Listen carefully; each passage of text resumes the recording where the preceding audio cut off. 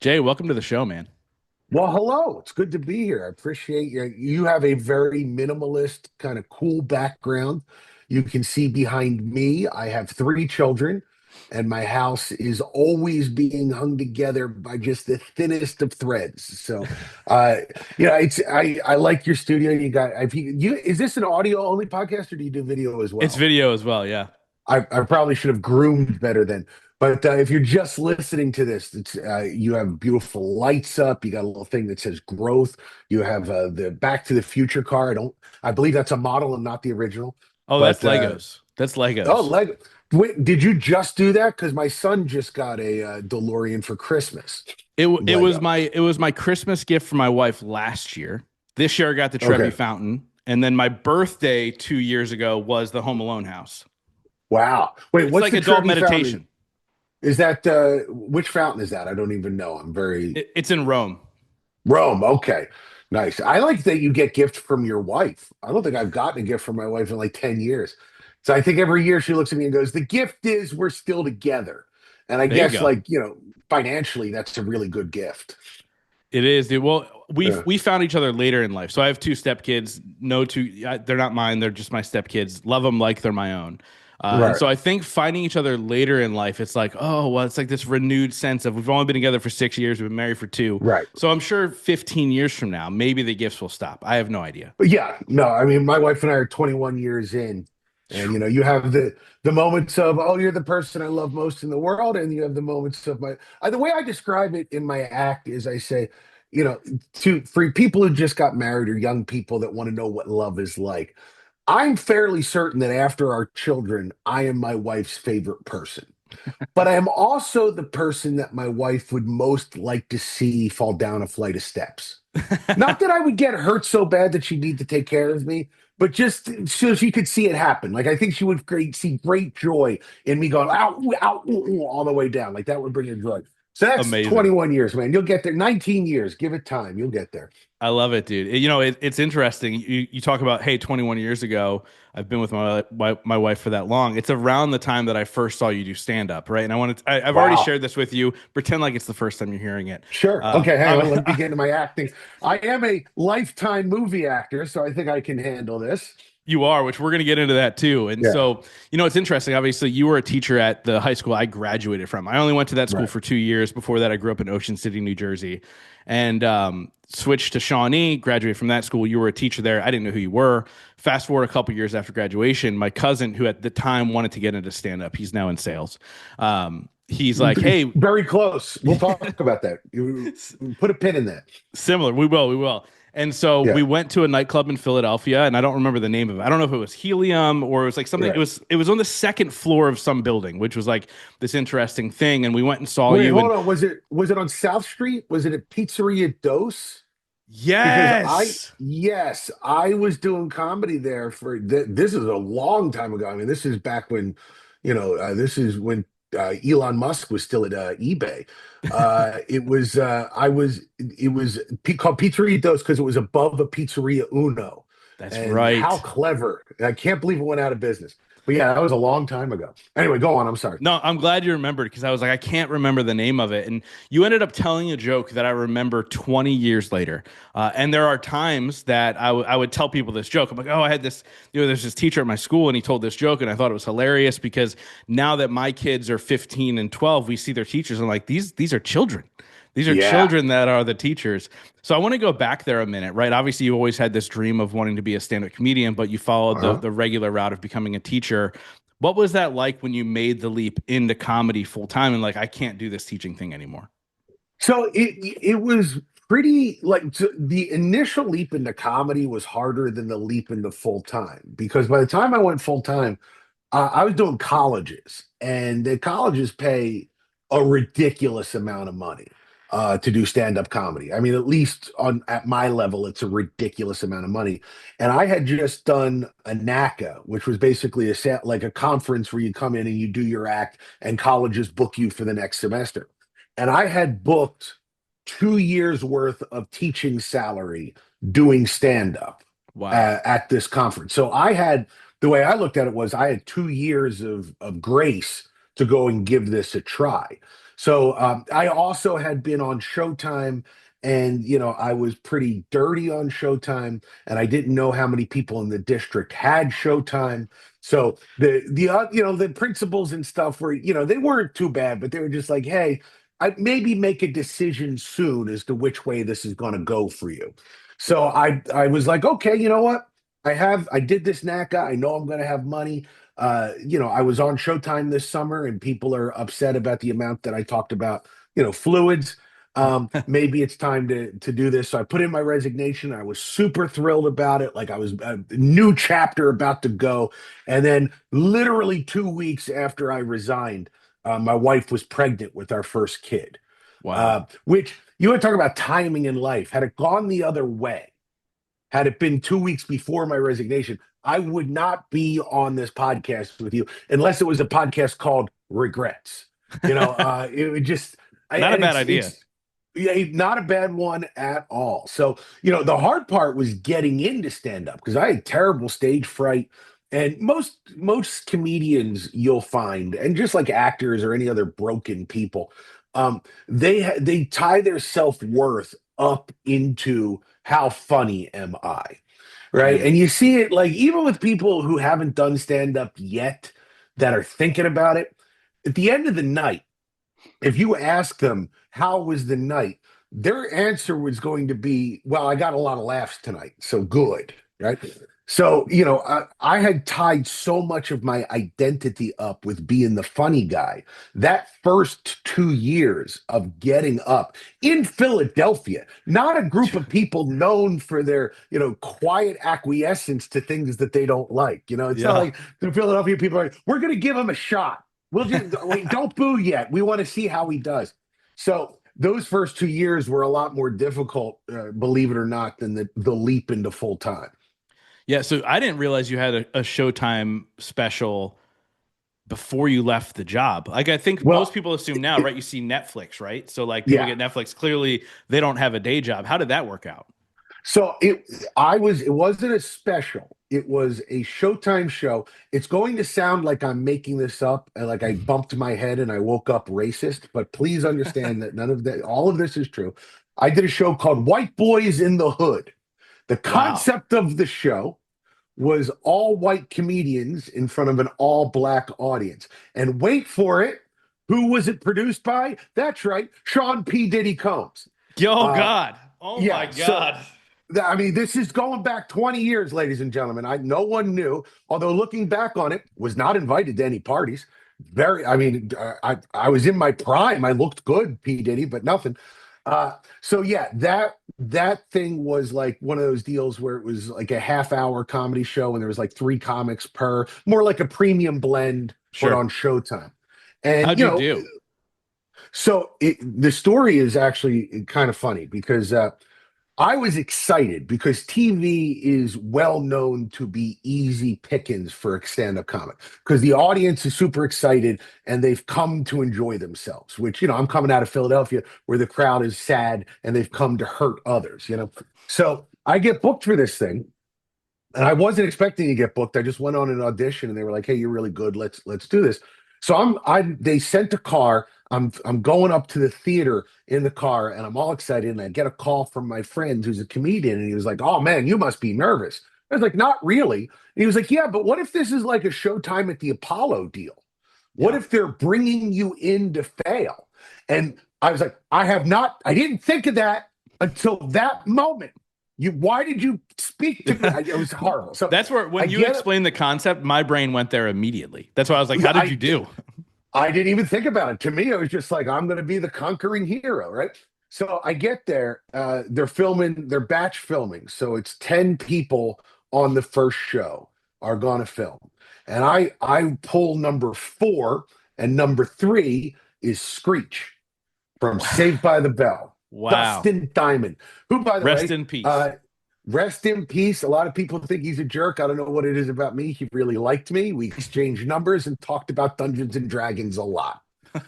Anyway, he goes on and he's being very arrogant. Everybody gets 8 minutes, but Screech needs 10 because his story is so good. It needs 10 minutes. Screech proceeds to fail extravagantly, just Mm, the failure on a level that's almost beautiful. They boo him off the stage and they cut his entire bit from the show. Like he was one of the people that did wow. not make it to the show. So now I'm sitting there going, Screech, Screech, he's famous. They hated him. He was the first person to do poorly. They're going to hate me. So I go out and I start talking. And not only are they not laughing, I look out into the audience and they're all looking at each other going, they're like, and I'm like, am I so white they don't even understand me? Like, they do the words, because they look like they don't understand the words that I'm saying. So 2 minutes into my set, Talent, that's the name of the MC, a black guy comes out and he goes, yo, man, cut it, cut it, cut it. I was like, you let Screet finish. How come I don't get to finish? And he goes, oh, the mic is dead. There's the Oh, battery's dead in the mic. They can't hear you. And he hands me a new mic. And I turn, and it was one of those moments because I had been coming out of like beef and beers in Philadelphia, yeah. in Jersey. I had been coming out of VFW halls and Eagles Aries and firehouses in Jersey. I didn't know how to do a theater, but I knew how to do a bad gig that was failing. You know, so it was, and all of a sudden, all of my fear went away, and I'm like, "Oh, I know how to do this." So I took the microphone and I turned to the audience and I said, "Well, they told me it'd be ghetto," and the whole place goes nuts. I mean, just Oh, that beautiful moment of like people like going like this and just And I say, listen, this is my first time on TV, and Showtime couldn't get it together enough to put a 9-volt battery in a microphone. So when I come back out here, you better applaud like I am the funniest human being you've ever seen. So I walk back out. They reintroduce me, and they applaud so hard. You can actually see it. I'm sure it's on YouTube somewhere. If you see it, they are applauding so hard, it looks like they're making fun of me. So I actually do this I do like from the stage, like calm, bring it down, and then I finish my set. And I get a standing ovation, wow. and it was just awesome. And I was the only standing ovation, or so I thought. So then because my dad was in the audience, right? And it's one of the few times he actually came to see me perform. And when you do a TV show, they want you to stay the whole time for continuity's sake, right? They don't want the audience leaving at any point because so if you look out during my standing ovation, it's black guy, black guy, black guy, fat white guy, black guy, black guy, black guy. It's my dad, right? I So my love it. dad, after my set, goes like, "I'm done. I'm leaving." And the ushers are like, "You can't leave." And my dad told me that this is what he said. I never understood it. He said, "You can't make me stay. I was in the Navy." I'm like, "I don't know what that means, Dad. I don't know if like the Navy has jurisdiction over this theater." So he leaves. And then I'm watching the show when it comes out a couple of months later. And a couple of other people got standing ovations, which I was like, oh, I thought I was the only one. But then I looked closer. Black guy, black guy, black guy, fat white guy, black guy, black guy. My dad was Wow. in the audience for the other standing ovations. So this is a 20-year-old scandal. I'm on this podcast. I'm breaking it on Showtime. The only scandal connected to P. Diddy, ladies and gentlemen, so far as I know. Yeah. Uh, I was about to say, man, you weren't invited to a Diddy party, but he certainly fucked you. yes, yes, and no oil either, which hurts literally. So, yeah, they reused it for some of the other, which is not to say the other comedians weren't very good, but I think that was such an ecstatic reaction to a singular kind of moment, like not caused by me, but just the situation. So it went fantastically, and I was like, okay, I'm on TV now. I'm going to colleges. Things are going well. I will go be a full-time stand-up comic, and it did okay. Yeah, and here we are 20 years later, and this is what you do full time, including being on Lifetime and writing Yeah, movies and doing all these things. How did that? I want to go. We'll go back to the stand up, but like, how did that portion work out for you? How do you go from being a raunchy stand up comedian on Showtime to writing yeah. Hallmark shows? So my I have a writing partner named Brian Herzlinger who went to high school with me, and he went out to LA. And as I became a full-time comic, one of the things that people will say to you, Mitch Hedberg has that great bit, like, "Oh, you do comedy, can you write screenplays?" Which is like saying, "You're a farmer, can you bake?" It's like they're kind Yeah. of related, but they're not. But I had taken some courses. I was an English major, so I knew how to like the structure of a screenplay and all that. So my writing partner and I, I met up with him after I was doing this, and he needed some help on a screenplay, and we started writing together, and we wrote raunchy comedies to make each other laugh. And we had this one, it was the second one that we wrote called Three for the Road, that if it were released today, I would be rightfully canceled. I would not be upset with anybody cancel me, but it was the du jour of the day, R-rated raunchy comedies of the day. We're going to be politically incorrect just for politically incorrect sake. So we sent it out. We had, you have agents and managers and stuff to send it out. And we were getting calls from junior executives whose job it was to read all the scripts that come in. And they would go, "Oh my God, I read your script. It's literally the funniest script I've read this year." And I would Hmm. go, "Oh, fantastic. Are you going to make it?" And they were like, "Oh God, no. No, I almost got fired for showing it to my boss. It's just not in the wheelhouse of anything that we would ever produce."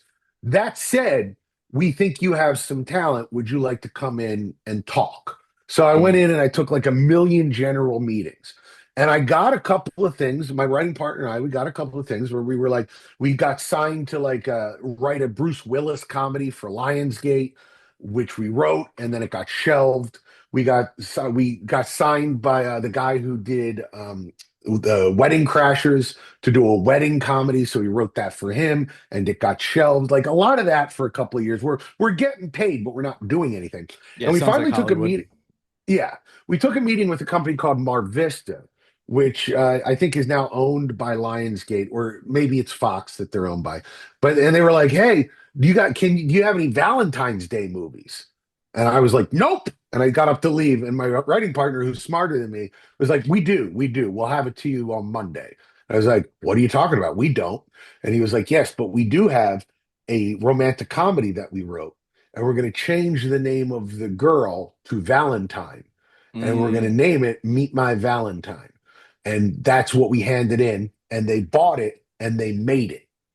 And that company specialized in doing Lifetime and Hallmark movies. So the next call was, "Hey, can you write a Hallmark movie for us?" And we did. And then we wrote a Lifetime movie for them. And then during the pandemic, I started my own company to make Lifetime movies in the same way that Mar Vista did. And I did six more Lifetime movies. And Wow. it's like, oh, this is what I do now. And it's just like, the opportunity, a lot of people, and I don't know how much of your podcast is about motivation. You said it's more just interviews now, but like, when you do stand up or you write movies, one of the things that you always get from people is like, "Well, I want to do that. How do I do that?" And they always expect you to give an answer like, "Well, I went to stand-up comedy college. I got my 4-year degree in telling dick jokes, and now this is what I do for a living." Um, it's not that. It's like literally just start and then just keep going. And it's not that the people who have the most talent rise to the top. I mean, a lot of times talent is undeniable. But like the difference between a lot of us that do this full time and the people that, think about doing it is that we just started and then finished. And everybody has an idea for a screenplay, and they always are like, "Let me tell you my story." No, just write your story and then I'll read it when it's done. Like I have discovered that a C+ that's written is worth a lot more than an A- that isn't. Mm. So just get it done and get it out. So it's just I started and then just kind of followed every opportunity as it came up.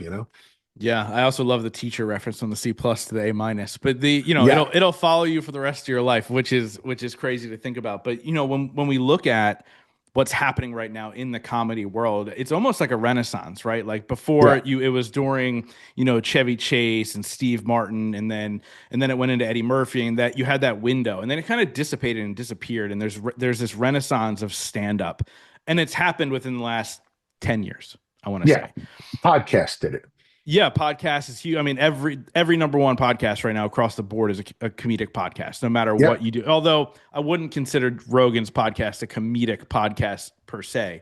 It Um, started there, and then it became, brain pills and COVID yeah. conspiracies. You know what's crazy about the brain pills? He talks about alpha brain, right? Yeah. He made $1 million off of one ad from talking about alpha brain, when you talk about like Wow. reach or Wow. whatever, because he was part owner in the company, which was on it. And it's just kind of a wild. I don't. I'm going down a rabbit hole as my brain does. This is why I didn't go to Yeah. college, and I was a terrible student at Shawnee. But with that being said, man, what has that been like for you? Because you've been doing this for 20 years. What was it like when this renaissance happened? Did it make it more difficult? Was it easier for you? Did people relate better? So, I think so I come from a time where if you weren't famous, your job was to get over on the audience as quickly as possible. Strangers in a room who don't know who you are. And you talk about I just indulge me for a second while I talk about the philosophy of comedy, which is if you are hanging out with your friends, you give them a lot more grace than you give a stranger. So when you go to a comedy show and you don't know who the performer is, and they get up, my job is to immediately make you laugh and convince you that I am worth your time.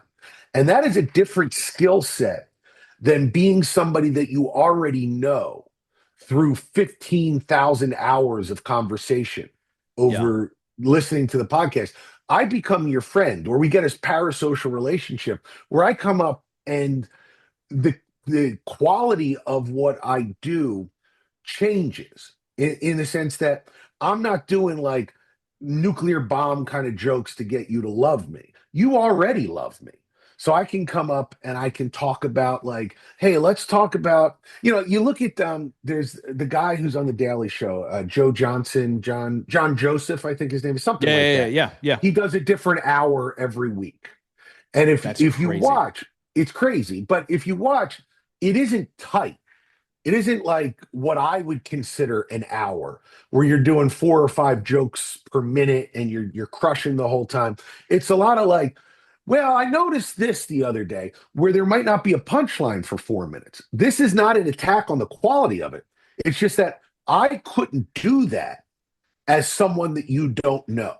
Right. So I think that the revolution in comedy partly that I missed, because I didn't have a podcast that blew up, is that the the latitude that you allow a famous person or a person who's famous to you gives them the ability to talk about things that other comics can't talk about, which is partly why it's so disappointing that a lot of the guys in the Rogan sphere chose to just be bigoted about some of the stuff they wanted to talk about. And Yeah. you see guys like the Greek guy, fat Greek guy with glasses and a beard, Yeah, Stavos. yeah. Stavos. Stravos. He's starting to call that out, like he's calling it Austin brain, where people are kind of doing the hacky version of what Austin comedy tried to be, which is you're not pushing back against the establishment if you are the establishment, you know. And I think that's sort of like the good and the bad of it. The revolution is you're allowed to talk about anything now if you are a relatively famous podcaster, but the bad part is very few of them choose to use that power to go beyond, is it, I won't get into what they said, but you know what they said.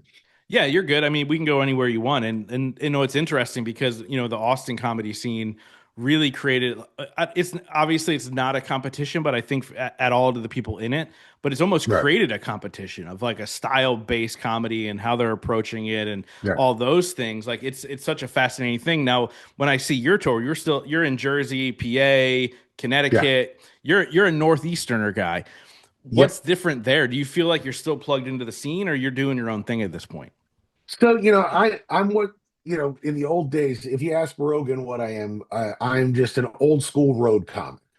I go on the road and I generally go to places, comedy clubs who don't know me. You've come to the comedy club, you haven't come to see me. Now, my social media has grown in the last year, and I'm hoping that in the next, I'm up to 20,000 Instagram followers, which is but it's not nothing. It's nothing. I'm It's not nothing hoping, at all.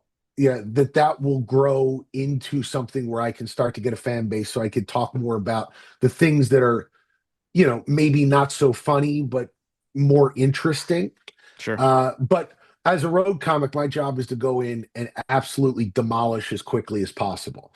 So, again, we were talking about sales, right? I always say that stand-up sales and seduction are all the same thing. It is the exact same thing. You are trying to convince a group of people or a single person that the one thing that it's obvious you want more than anything else in the world is the thing that you don't care about, right? Hmm. If you are a stand up, your job is to get up and go, I don't care if you laugh or not.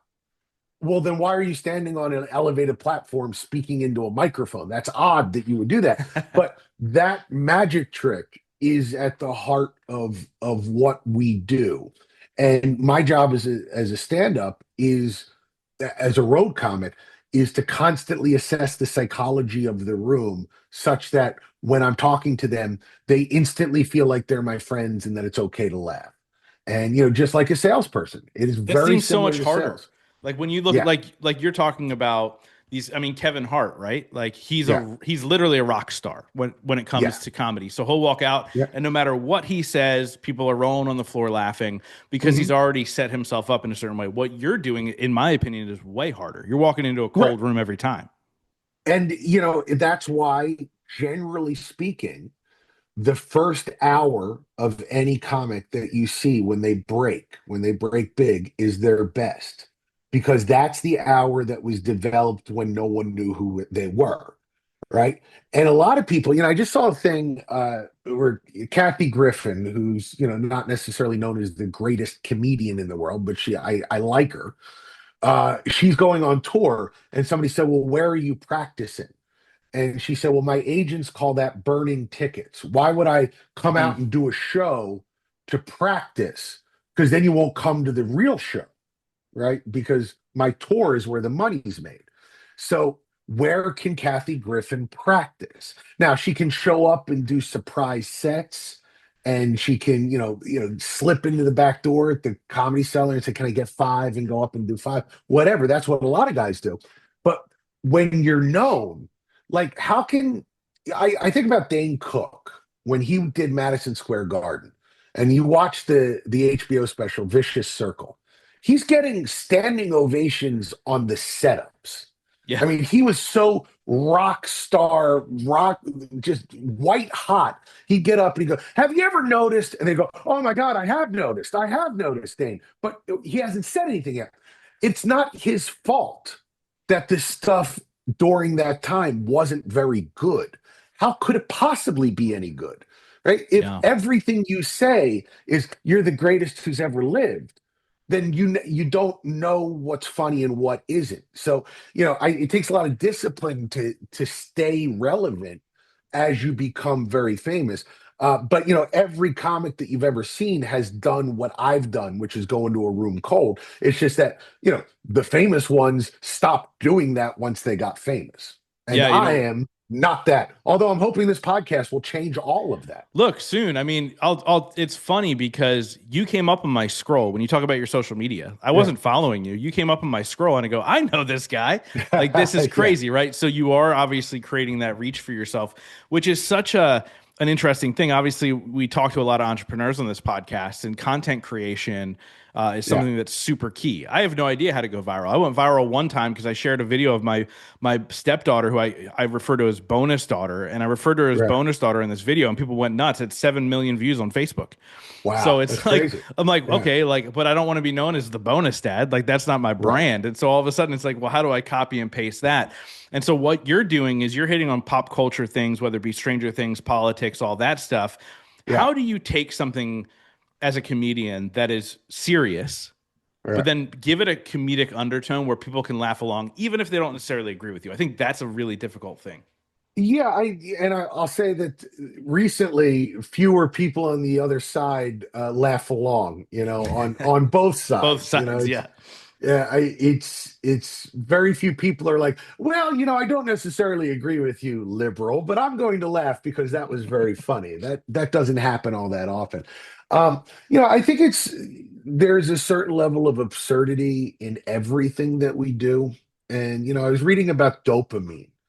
And you've heard of the sad clown that we're all sad. If my dad had hugged me three more times, I'd be an accountant. But I was reading about when you have misfiring dopamine receptors, you can't absorb as much dopamine as regular people, so you're not as happy as regular people. One of the byproducts of that is you can't concentrate on the things that other people concentrate on. And you see this, autism has a lot of the same overlap with misfiring dopamine. Uh, that's why you're genetically built to watch the reactions of other people and sort of mimic them and go, oh, that they don't like what I'm saying. I should probably change what I'm saying. Or, oh, that last thing I said offended them. I should apologize. If your dopamine receptors aren't necessarily firing the right way, you'll notice how many bricks there are behind them instead of I probably shouldn't have said that. Or you might Yeah. go like I call it getting a piece of sand in the shell, where it's just like, you're just like, why is that person wearing that shirt? And my wife would just be like, how can you why just enjoy the barbecue? I would love to enjoy the barbecue, but we got to get to the bottom of this shirt situation. And you just get attached to it. Like you can't stop thinking about it.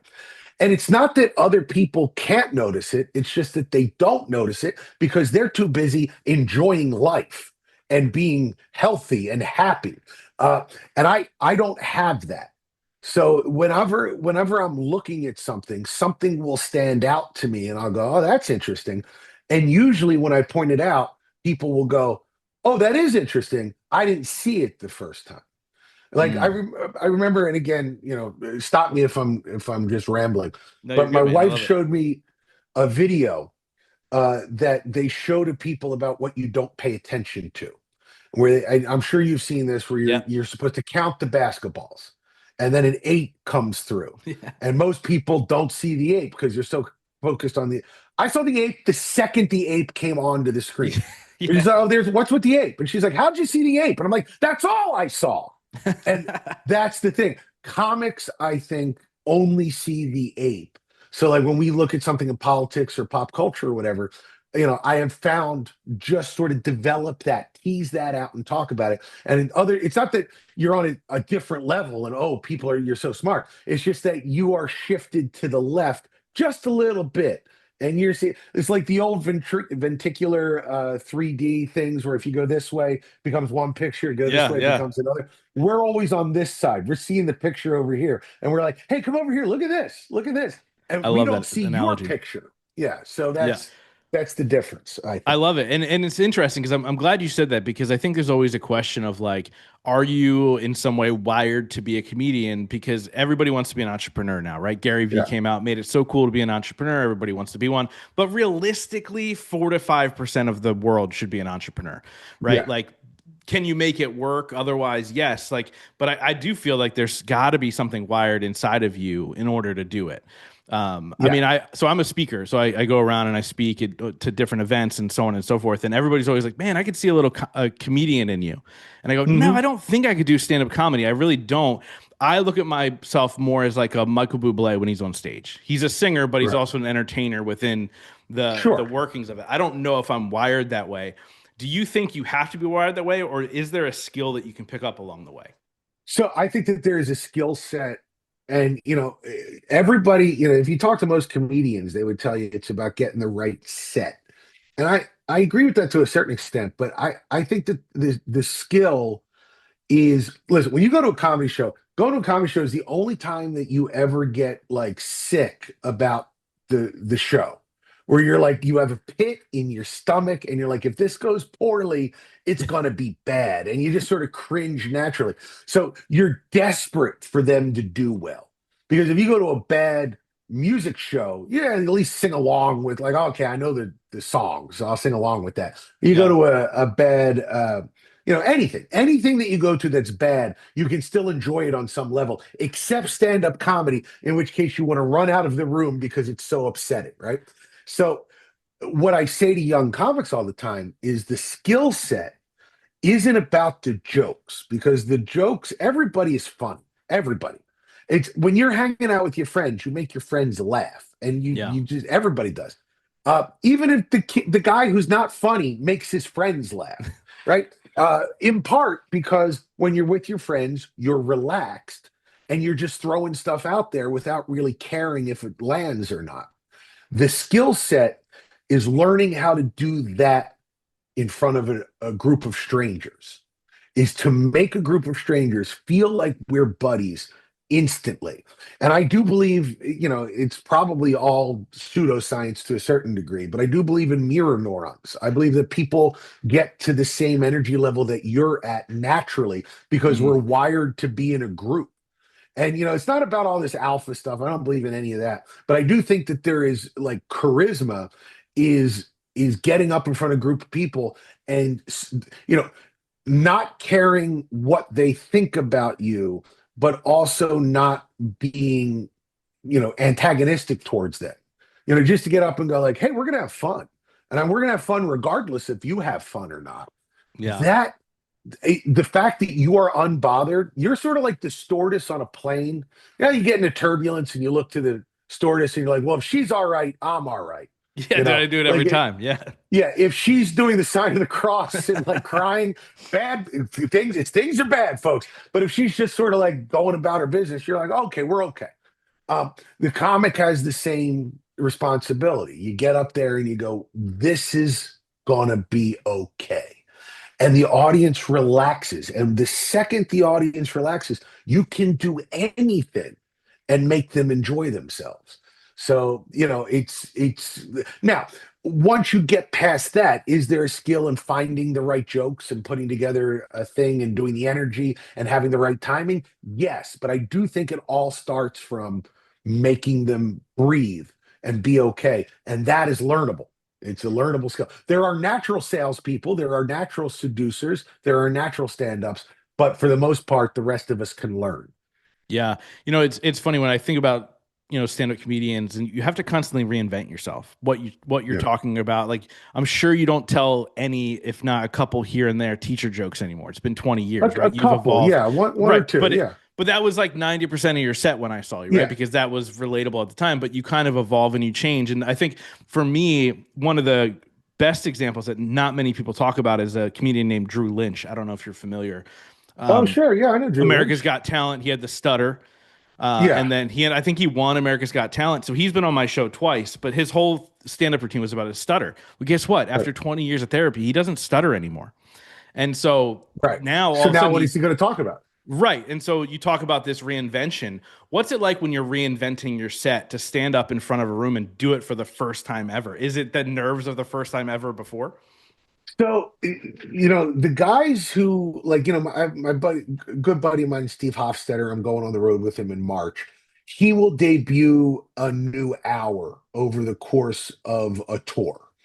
And it's because he has fans. It's like, okay, Steve Hofstetter has fans. I saw his last hour. He's coming out to do a new hour. And he'll write it all out and then he'll perform it in chunks over the course of the tour. I don't do that again. Once I get famous, which I'm counting on this podcast, it better happen. Um, I'll do that. But my set now is more the ship of Theseus. You remember that from Vision Yeah, yeah, at yeah, yeah. Vision and Scarlet Witch? If you replace all the parts of a ship, is it still the same ship? Right. My set is the same way. When I go out, like for instance, I'm getting paid to do a show up in Connecticut on Friday. I think if I came up with a brand new hour to perform in front of these people, that would be irresponsible to the people who hired me and to the people who came out because I don't know if it's good or not. But I will have 2 or 3 new minutes worked into my 45 minute to an hour set that I'll be excited about because that will be the new 2 minutes. And if that does really well, it's like, okay, which is the joke I'm most tired about talking about? I'll take that out and put the new joke in. So over the course of, a couple of years, the hour morphs and changes. And then every once in a while, people come up to you and go, hey, you didn't tell this joke. Last time I saw you, you told this joke and it's good. And you go, oh my God, that is a good joke. I should bring it back. And it goes like that. So it's more little replacements here and there. And by this time, I if I do the new joke, it'll be 20 minutes into my set. They'll already like me. I'll already have done very well. And whether or not it goes well, it'll still be fun. because if it goes poorly, I'll just go, I wrote that on the way up, and it is not staying in the set, ladies and gentlemen. You have told me definitively your feelings about that joke. And they laugh, and it's fun, and it's fine, and I can move past that. But for the most part, it's like, 2 or 3 minutes here or there, every set. I love it. So who is your Mount Rushmore of comedians? Okay, it's a good question. If you had asked me this 15 years ago, Bill Cosby would have been on the list. He is no longer on the list, but not for talent purposes, because he one of the more talented human beings when doing stand up, just not at being a human being. I'm gonna have to say Chris Rock is probably my all-time favorite. I saw Bring the Pain when it came out in, I think it was 96. And as a stand-up fan, that was like getting hit with a rocket ship. I was just like, oh, that is the greatest hour of stand-up I've ever seen. It still might be the greatest hour of stand-up I've ever seen. And I more than anything else, I'd like to have a set so good that I can legitimately throw the mic down and earn it. Yeah, Haven't done it yet, but one day I might. So we're Chris getting Rock, there. yeah. I'm gonna say it's hard to say because I disagree with what he's kind of become recently.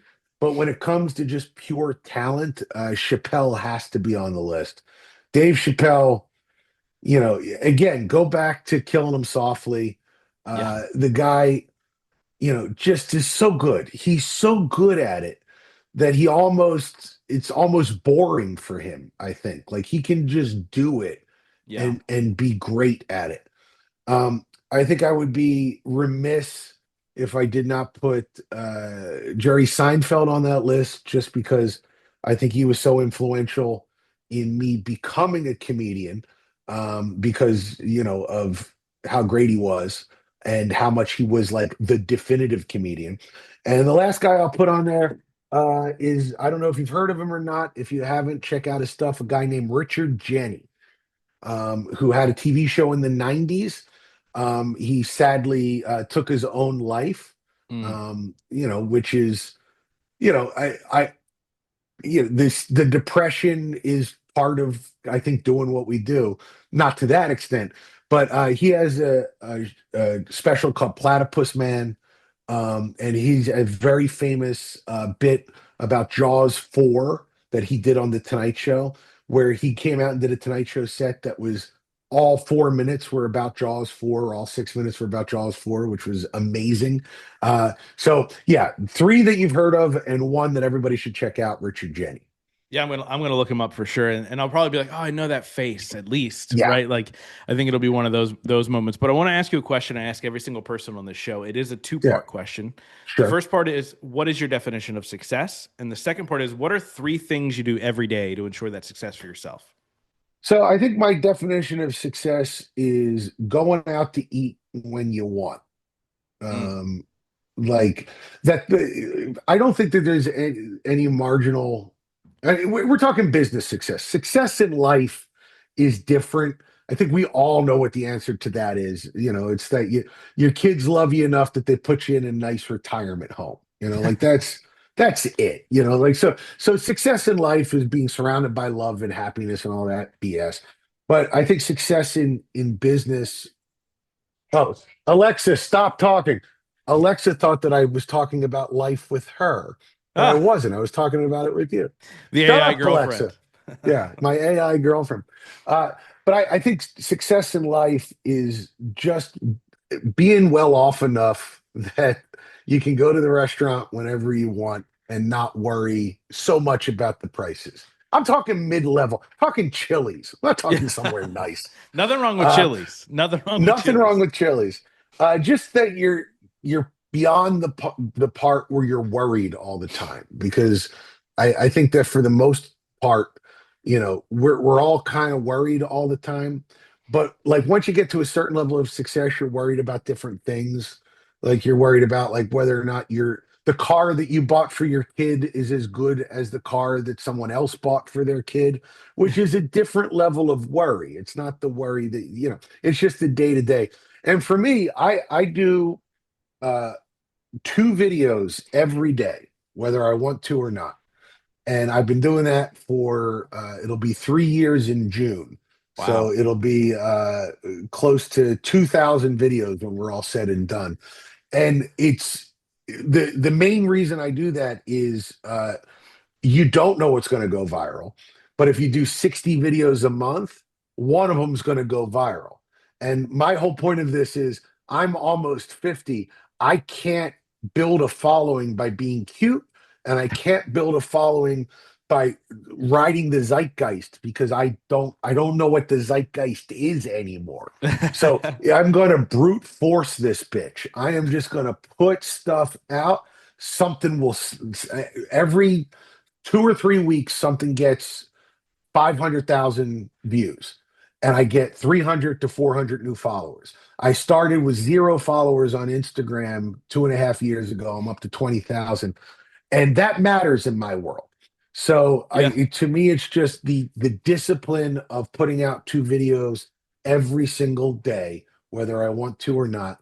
Uh, I also, when I'm home, no matter what, I take time to be with my children and my wife without thinking about work. And I think for two reasons. My job is to be relatable, and it's hard to be relatable if you're not relating to anybody. Mhm. And two, there was a while there where I was so focused on myself that I forgot to be a good human. And number three is when someone goes and asks me to be on a podcast on Instagram, I say yes no matter what, which has led me here with you. I love it, man. Yeah, and I appreciate the yes. I've had the honor of sitting down with so many amazing people. I'm coming up on 600 episodes over the last, 10 years, which is It's awesome. crazy. Yeah. I never thought I'm actually speaking at Podfest next week. It's the only time I talk about podcasting anymore. It used to be a lot of what I do. And I'm thinking about my keynote and kind of jotting some things down and what am I talking about and this, that, and the other thing. And I realized the first time I spoke at Podfest, I had zero gray hairs, which I'm wearing a hat right now. You can't tell. I have plenty of them. Yeah, me too. It's I, fun, isn't it? it's great, right? My wife Yeah. claims that she loves it, so I'll stick with that. Yeah. Um, I had no gray hairs. I was a bachelor. I had no worries. I had no stepkids. I had so much has changed since I started this, but um, I'll continue to do this as long as people will continue to listen because I get to sit down and have great conversations with people like you. So I appreciate the yes for sure, man. Absolutely. Yeah. And I think that, I say that yes to you, but I also mean yes to business. It's I just, I know we're wrapping up, but if there's something I could say to anybody is that one of the I think entrepreneurs probably feel this a lot too, but like I remember I I had a friend who told me that his business, and I don't want to give away any details, but he said that his business has sort of reached the limit of what it can handle, right? Like he was either going to have to um hire more people, like, and he couldn't because he was the only person doing it. Um like he had reached the number of hours that he could possibly devote to his business, and the only way he could do better was to increase prices, but he couldn't increase prices because he would lose too many people. And I Mm, said, the solution to this problem is you got to get locally famous so that you're more valuable than the other people that do this. So I'm on Philadelphia radio. So I called up a buddy of mine who did Philadelphia radio, and I said, "Hey, can you bring my friend on as an expert to talk about this thing that he does, maybe once a week?" And they're like, "Yeah, sure." The thing about radio is that they're all looking to kill time. So if you have anything that you can talk about, they'll bring you on. And I called my friend up and I was like, "Hey, just call this radio DJ. He'll have you on once a week and you can be the expert, become more famous, and then you can charge more." So a couple of months go by and I called him and I was like, "Oh, how'd that everything work out?" And he was like, "Oh, I never called him." no. I was like, "You never called him? Why didn't you ever call him?" He's just, "I thought about it. And I just don't know if that's for me. I don't know if that's. And I was so mad. I was like ready to run through a wall. So I went to my therapist and I was saying, how can someone be so stupid that they wouldn't do this? It's 10 minutes out of their week. Just call, and what's the worst that could happen? And she said, "Jay, what you don't realize, you are in a business where everybody that is your friend at some point said, 'What the fuck? Let's just try it.'" Mm, Everybody. you are surrounded by pirates and everybody's on the high seas with you. So your brain is turned to jelly. You think everybody is like that. And they're not. 99% of the people, when offered an opportunity, if it seems difficult, will say no just to save themselves from the embarrassment of failure. You are you are with a group of people who embrace failure. And I'm like, I don't really embrace it. I don't like it, but I'm not afraid of it. But I would say that the joy of my job and the joy that you get to have, I think, is being with pirates. And Yeah. I would say to people out there, like, hey, be a pirate every once in a while. You know, it's like just say yes. What is the worst that could happen? You know, I waste an hour talking to you, and you turn out to be somebody that wants to talk about like how fluoride is making us all gay. And I'm like, I don't know about that. I don't Listen, know I if this gotta is my go. topic. Yeah, my knee, I gotta go. I just had a knee aneurysm. So but it could also be a very fulfilling conversation, which I think we had, and I really appreciate you having me on.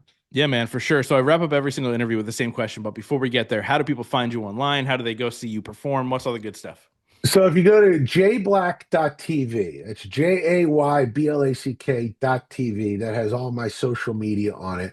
I think my Instagram, everybody says Instagram is the most valuable of the social medias. I don't know if that's true, but I'm Hello Jay Black on Instagram, HELLOJAYBLACK. And what I would tell you is, do you like pop culture takes that are goofy? Do you also like liberal politics that will make you hate me if you're a MAGA Republican? If the answer is yes to both, I would love to have you at my Instagram. And even if you disagree with me, feel free to come and tell me I'm an idiot, because I'm of the belief that all engagement is good engagement. So come hate me too. Look, I sit in masterminds and talk business with people all the time, and they say the number one thing you should post on social media in order to grow is controversy. Whether you think Yeah, it's controversy to somebody else in some way, shape, or form. Just like that viral absolutely. post to my stepdaughter because I called her bonus. Like literally, people were arguing. Imagine hating your kid so much you call him a bonus kid. I'm like, come on. Yeah, And of course, I was just sitting yeah. there laughing, reading all of them, which I Well, love. if you came up and said, "My God, Pop Tarts are delicious," somebody would be in the comments going, "What's with the waffle hate?" And it's like, I don't hate waffles. I just like Pop Tarts. Why didn't you say that? I don't know, because I can't put 10,000 addendum to everything that I write. Like, I love Pop Tarts, but please understand that other breakfast foods are good as well. Yeah. It's just, we have all become crazed online fever monkeys, man. By the way, that's your next video you should post. We're talking about I can't write the addendum to the Pop Tarts. So, Right. dude, but honestly, like I said, I wrap up every single interview with the same question since the show is called Sure. The Growth Now Movement. That question is, in your life, what has been your biggest moment of growth? Biggest moment of growth. Okay. I think it was the moment where the the school came to me, and we're talking business, not personal growth. Personal growth is the 700 mistakes I make with my wife and family every day. But the personal growth is the moment that the principals came to me and said, "You got to make a decision," because it's hard to walk away from a job, but especially one where you have tenure and a union and benefits and all the things that will take care of you, and you can retire and have a pension, and just go, well, that will make me sad if I don't do this thing that I've always wanted to do. So just saying yes in the moment to the dream instead of the comfort was the biggest moment of growth for me. I love it. Jay, thank you so much, man, for coming on and sharing your journey with my audience. This has been a ton of fun, dude. I appreciate you. I appreciate you having me, Justin. And again, no pressure to you or your podcast fans, but I'm expecting to be famous relatively quickly after it drops. I'll give it 2 weeks. So just, tell two friends about me if you wouldn't mind, if you're listening. Thanks, brother. Thank you.